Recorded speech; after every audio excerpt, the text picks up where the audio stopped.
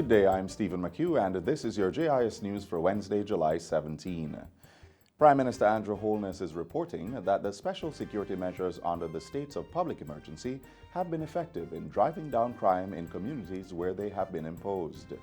Between January 1 and July 15, there has been 17 fewer murders in Kingston Western when compared to the same period last year. 22 fewer murders were committed in St. Catherine North, while Westmoreland's number dropped by 26, and Hanover saw 12 fewer murders during the period. Mr. Holness says similar reductions have been recorded in the St. Mary, Portland, St. Thomas, and Clarendon police divisions. Despite these successes, the Prime Minister revealed that between January 1 and July 15, there were 726 murders and shootings across 19 police divisions.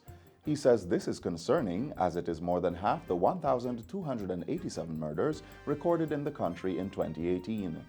As a result, Mr. Holness called for a continuation of the states of public emergency, which he says could bring the island's crime rate to the regional average of 16 murders per 100,000 persons. If we continue to use this strategy in a selective way, give ourselves 5 to 7 years, and we can bring our murder rate down to 16 per 100,000 or 500.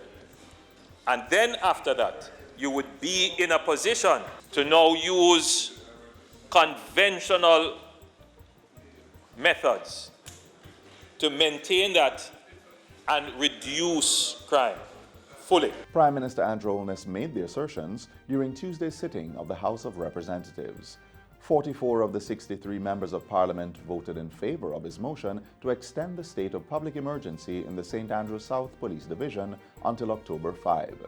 In other news, the ban on styrofoam products used in the food and beverage industry is on track to be implemented come January 1, 2020. The ban applies to local manufacturing, distribution, and use of expanded polystyrene foam. Minister without portfolio in the Ministry of Economic Growth and Job Creation, Darrell Vaz, gave the commitment during his sectoral debate presentation in Parliament this Tuesday. He said there was tremendous public and private sector support for the ban on certain categories of single-use plastics, which took effect on January 1, 2019. In addition to spending over $30 million on a public education and awareness campaign, Minister Vaz said the state would support the private sector-led deposit refund scheme for PET bottles. He says the scheme will be fully rolled out in February 2020. The government has charged the private sector to achieve a recovery rate of 85% within the first 2 years of implementation of the deposit refund scheme. I have been advised by the private sector that the necessary logistical arrangements are presently being put in place for the effective implementation of the DRS in 2020. And still in Parliament Tuesday, the long-awaited Sexual Harassment Bill 2019 was referred to a special joint select committee of the Houses of Parliament. The bill seeks to protect all women and men from unwanted sexual advances, requests for sexual favors, and crude sexual behaviors that affect quality of life by creating an intimidating, hostile, or offensive environment.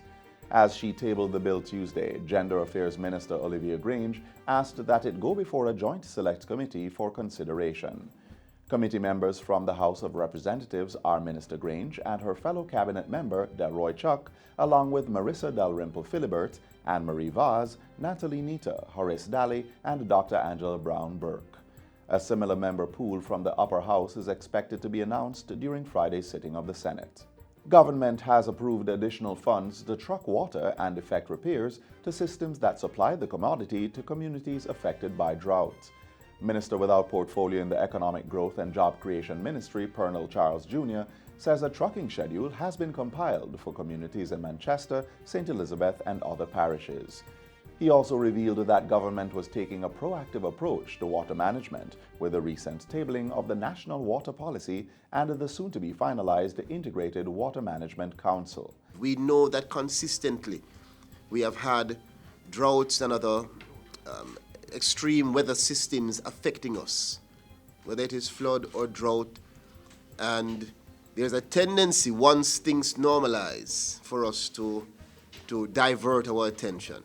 What we want to do is to make sure that water receives the priority it deserves 24 hours a day, 365 days for the year, not just when it is an emergency. Minister Charles was addressing political representatives from East and West Rural St. Andrew and St. Thomas at his New Kingston office on Tuesday. Also in attendance were representatives from the National Water Commission, Rural Water Supply Limited, Water Resources Authority, and the Jamaica Constabulary Force. The meetings are a continuation of directives given by Prime Minister Andrew Holness for the state to get a first-hand and localized view of the water shortage affecting sections of the island. Similar meetings were held with municipal corporations and members of parliament. And finally, over 120 local producers of authentic Jamaican gifts and souvenir items will showcase their products at the 5th staging of Christmas in July. The event is slated for tomorrow, July 18, at the Jamaica Pegasus Hotel in New Kingston. Activities will get underway at 9 a.m. with an opening ceremony, and the exhibition floor will open to the public at 1 p.m. On display will be traditional souvenir items of all kinds, corporate, home and decorative accessories, desktop solutions, specialty foods, and aromatherapy spa products. This year's staging will also include a Style Jamaica pop-up fashion show, showcasing jewelry, bags, and accessories made by local artisans. Christmas in July is a collaborative effort of the Tourism Linkages Network and its partners, Jamaica Promotions Corporation, Jamaica Manufacturers and Exporters Association, Jamaica Business Development Corporation, and Jamaica Hotel and Tourist Association. And that's it for JIS News Today. I'm Stephen McHugh. Thanks for watching.